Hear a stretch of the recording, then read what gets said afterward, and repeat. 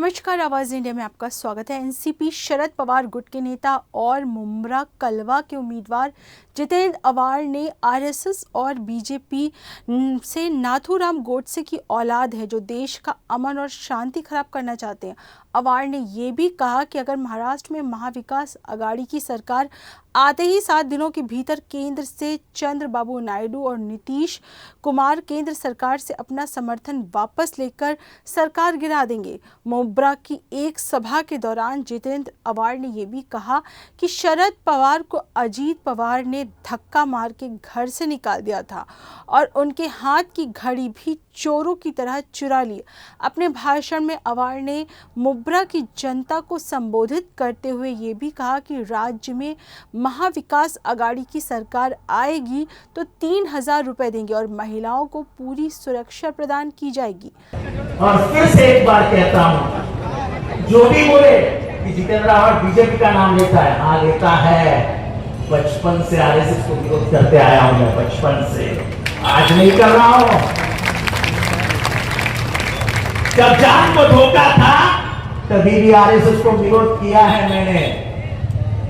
जिसने गांधी को मारा वो मेरा आदर्श कभी नहीं बन सकता है।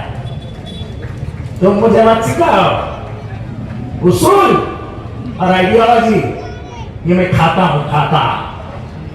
मेरे पेट मेरे खून में आइडियोलॉजी है, मेरे जुनून में आइडियोलॉजी है। मैं मेरा सर कभी नहीं झुकाऊंगा, मर जाऊंगा, लेकिन इस देश का संविधान और इस देश का सेक्युलरिज्म के लिए लड़ता रहूंगा।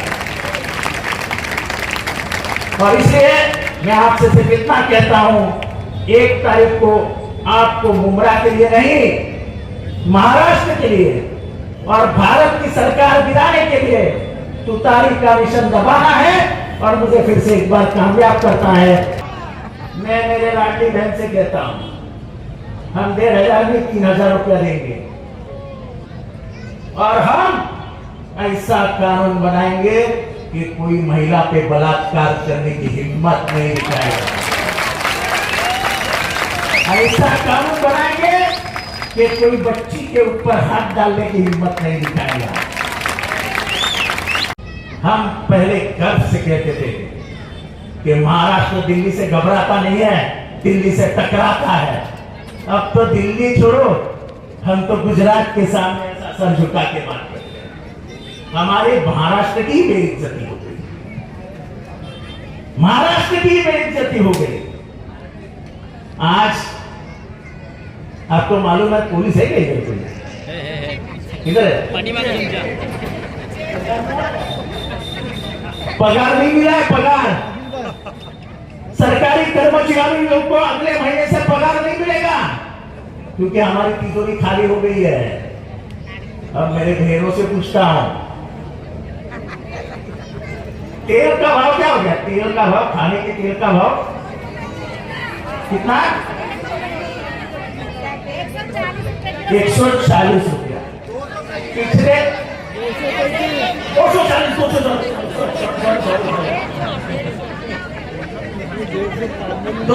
समझे 2 हुआ।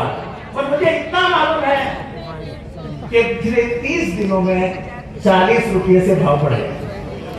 अभी मुझे बताओ, हमारे हिंदू धर्म सभी महाराष्ट्र में रहने वाली सबकी निको आ रही है, तो हमारे मेमोरी में चटनी बनती है, ओ क्या बोलते उसको, सेव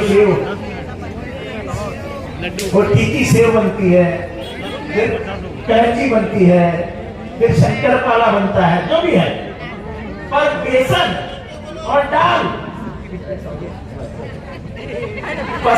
बेसन और दाल, ये महंगा हुआ कि नहीं? शक्कर महंगी हुई कि नहीं? फिर वो लाडली बहन का पैसा कहां जाएगा? वो तो महंगाई खा जाएगी। अरे कम से कम लाडली बहन के लिए महंगाई तो कम करो। मैं मेरे लाडली बहन से कहता हूं, हम 1,500 में 3,000 रुपया देंगे और हम ऐसा कानून बनाएंगे कि कोई महिला पे बलात्कार करने की हिम्मत नहीं दिखाएगा। ऐसा कानून बनाएंगे कि कोई बच्ची के ऊपर हाथ डालने की हिम्मत नहीं दिखाएगा। बदलापुर में क्या हुआ, मालूम है आपको क्या हुआ? एक छोटी बच्ची के ऊपर, दो बच्चियों के ऊपर अत्याचार हुआ। इन्होंने एक आरोपी पकड़ लिया और उसके जो दो मेन ट्रस्टी थे गायब हो गए। मेन ट्रस्टी किसके संबंधित थे? दोनों ट्रस्टी आरएसएस बीजेपी के संबंध में थे। सुना आपने, गौर से सुना? जैसे ही इनको पता चला कि उसकी मां खूब जबान खोल रही है और बोल रही है कि मेरा बच्चा तो फटाके से डर जाता था, वो तो एकदम डरपोक है, मैं उसका समर्थन नहीं कर रहा हूं, लेकिन पुलिस को क्या जरूरत थी उसको गाड़ी में गोली डाल देने की? डर ये था कहीं वो जबान खोल के ये ना बता दे कि ये दोनों ट्रस्टी ही गुनहगार है, इसलिए उसको जाके गोली मार। बीजेपी की इज्जत बताने के लिए बीजेपी कुछ भी कर सकते, कुछ भी। खून करना तो उनके दाएं हाथ का खेल है, जैसे महात्मा गांधी का खून करवा दिया, जैसे महात्मा गांधी का खून कर दिया। एक निहत्था आदमी, कोई हथियार नहीं, उसके पैर पड़ने गए और उसके सीने में 3 गोली डाल दी, तो वैसा ही विचार बन गया। ये देश शांति के लिए जाना जाता है, खून खराबे के लिए नहीं जाना जाता है, क्योंकि ये देश बुद्ध का और गांधी का है। तो जुल्म को खत्म करने के लिए, जालिम को खत्म करने के लिए आपके पास एक हथियार दिया है। वो हथियार डॉक्टर बाबा साहब अम्बेडकर ने दिया है, जो गरीबों का, तुम्हारा, मेरा, हमको बचाने वाला, हमको इंसान की जिंदगी देने वाला मसीहा था। उस डॉक्टर बाबा साहब अम्बेडकर ने संविधान के तहत एक हथियार दिया है। क्या है वो हथियार? आप वोट डालो और ये महाराष्ट्र की सरकार हकार डालो। इसकी अहमियत क्या है मैं बताता हूं आपको।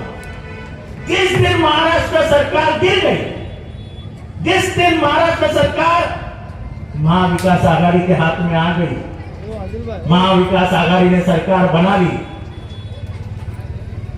तो कसम से जितनी मेरी समझ है, 35 साल का तजुर्बा है, जिस दिन ये चुनाव का नतीजा आ जाएगा और महाविकास आघाड़ी की सरकार बन जाएगी, उस दिन से लेके 60 दिन में, ध्यान से सुनो, उस दिन से लेके 60 दिन में चंद्रबाबू नायडू और नीतीश कुमार मोदी को दिया जो समर्थन है वो वापस खींच लेंगे और ये सरकार वैसे ही।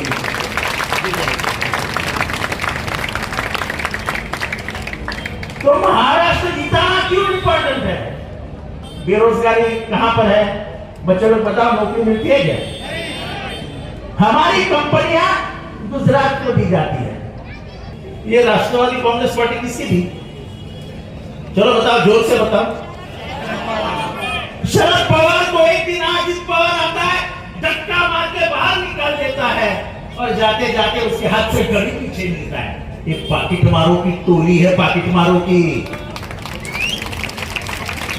अरे हिम्मत थी तुम्हारे में ना, मर्द का औरत था अजित पवार, तो बोलता था कि शरद पवार ने तुतारी में दी, मैं भी कोई दूसरा निशान ढूंढ लेता हूं और लड़ता हूं चुनाव, तो हम उसको मर्द कहते हैं। अरे तुमने तो, तुम्हारे चाचा ने जो देश में बढ़ाई हुई पार्टी है, जो पूरा निशानी उसने देश लेके गया, तुम उसको चुरा कर अपना मेरा मेरा मेरा करके घूम रहे हो। जनता को मालूम असलियत क्या है। जिस आदमी को 5th स्टेज कैंसर हुआ था, जिसकी हड्डी टूट गई थी, वो आदमी आज भी 18 घंटे काम करके इस देश की फिरकापरस्त विचारधारा के खिलाफ लड़ रहा है और वो बोल रहा है कि महाराष्ट्र में बदलाव ला के दिखाऊंगा। ये शरद पवार जी की हिम्मत है।